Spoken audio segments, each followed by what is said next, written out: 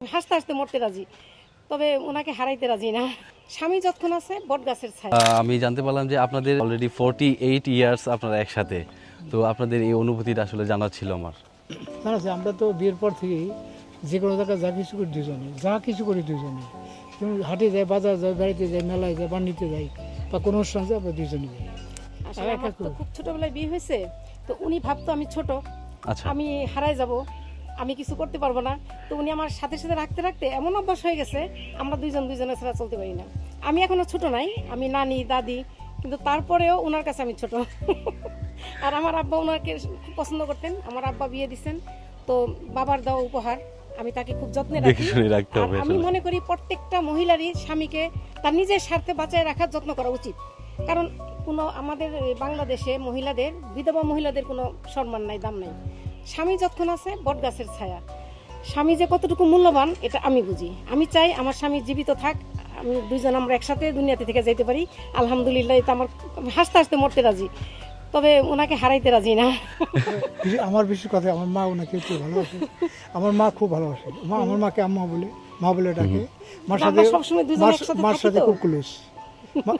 আমরা দুই ভাই, ছোট বসে মা দেখতে পারে না, একে খুব আদর করে, মেয়ের মতো যে কোনো জায়গায় যায় নিয়ে যায়, আদর করে। আচ্ছা, আমার একটা কোশ্চেন ছিল যে বর্তমানে আমরা যেটা দেখতে পাই যে ডিভোর্সের সংখ্যা অনেক বেশি থাকে, আর তো এই ব্যাপারে মানে মেয়েদের যে বিয়ের পরে তাদের যে হাজবেন্ডের সাথে বন্ডিংটা, এই ব্যাপারে আসলে আপনি কি বলবেন, যেহেতু আপনারা 48 ইয়ার্স এক্সপিরিয়েন্স আপনাদের?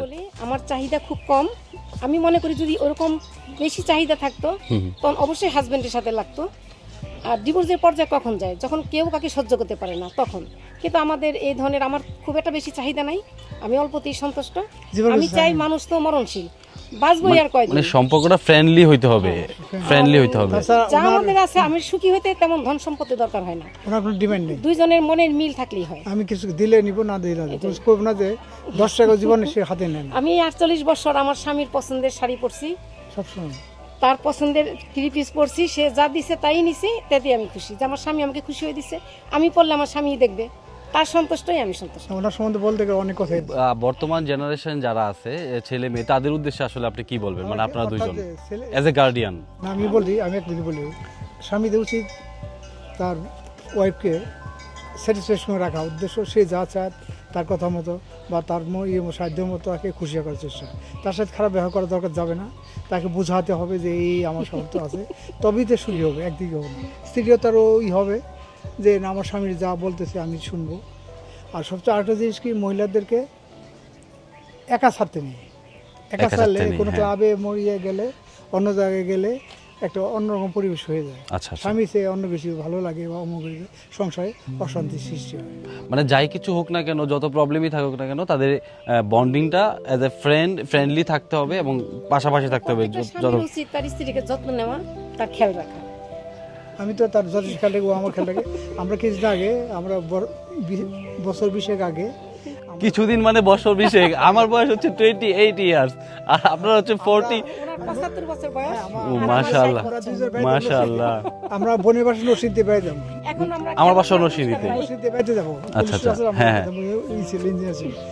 বাচ্চালে জিজ্ঞেস করলাম বাস কখন ছাড়বে, বাচ্চালা কইছে যে আপনি আধা ঘন্টা রাখবো। আমিও ফল কিনতে গেছি, ফল কিনতে বাস ছেড়ে দিয়েছি, তাই দিয়ে আমার মাথার মধ্যে বজ্রপাতের মতন।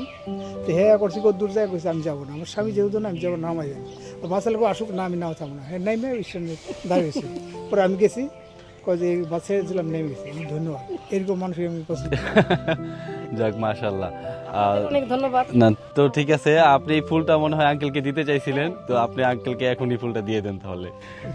I love you.